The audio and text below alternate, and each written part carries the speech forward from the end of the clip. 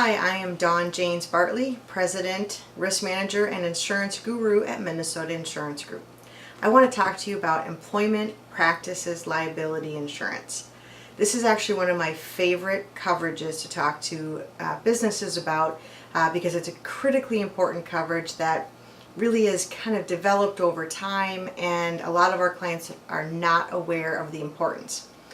Restaurants and bars are highly at risk for claims for employment practices liability.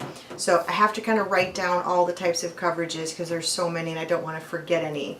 But employment practices liability provides your defense and your coverage for claims such as discrimination, wrongful termination, sexual harassment, defamation, retaliation, failure to hire, failure to supervise, failure to promote, constructive discharge, emotional distress, humiliation, defamation, and invasion of privacy. So all of those types of incidents would trigger an employment practices liability claim. So if you think about the restaurant and bar industry, it tends to have younger workers, can be higher turnover, and a more social environment. All of those factors make it hard to train consistently, monitor consistently, and control behaviors. So the restaurant and bar industry is really at risk for employment practices liability. Statistically, it's an exploding area and is a big threat to businesses. The EEOC reports that nearly 90,000 EPLI claims are filed annually, 90,000 a year, and the average verdict exceeds $450,000. So that's a verdict that goes to court, that goes to litigation. Employment issues now make up 30% of all civil litigation in the U.S., so 1 in 3 cases, and more than 65% of cases that litigate result in a judgment for the alleging party, and more than 40% of those claims are brought against small employers with 15 to 100 employees. The average cost of an out-of-court settlement is $40,000. So I always start off with, if you have $40,000 laying around that you want to get rid of and that you'd be more than happy to give to some disgruntled past employee or some prospective hire that you didn't want anyways but now alleges that you discriminated, then you don't need to worry about employment practices liability. And then don't forget that that $40,000 settlement doesn't include the cost of the defense during that claim process getting to the settlement. So employment practices liability is just so critically important right now, and carrying it reduces that risk of a financial devastating loss. There's 2 components to employment practices liability that are really important to know about. One is third-party claims. So you have to think about the fact that the employment practices liability is about employees saying that their own work environment or their own employers harassed or discriminated.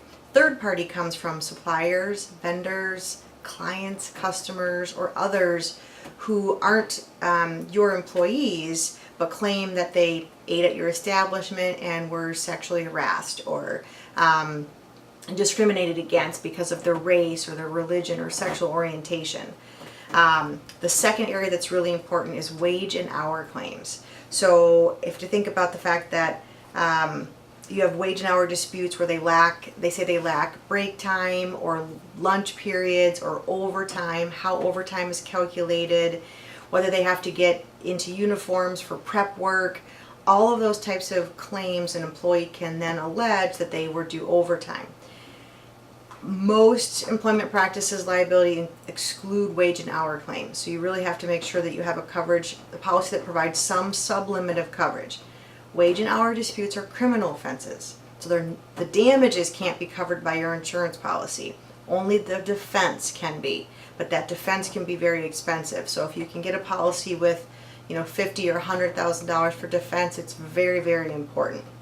So those 2 parts are really important. Examples of claims: an employee that wasn't paid each day while it took 10 minutes to get dressed into a special uniform for food prep, miscalculating overtime benefits based on split pay differentials, a patron alleging that they were harassed at a restaurant because of their race, an applicant alleges that they were discriminated against and not interviewed due to their age, An employee alleges discrimination for not getting more shifts due to a disability. An employee alleges a hostile work environment and wrongful termination due to his work restrictions for a back injury. A female shift supervisor sues for failing to be promoted over a male supervisor who maybe doesn't have as much experience or isn't there as long. And an allegation of sexual harassment from a supervisor who made advances that were previously accepted but now were rebuked. So a restaurant or bar today cannot afford to go without some employment practices liability. Claims are too easy to be made, costs are too high to defend, and the hospitality environment is just too prone to the lawsuit. So happy to answer any of your questions. I'm Dawn with Minnesota Insurance Group.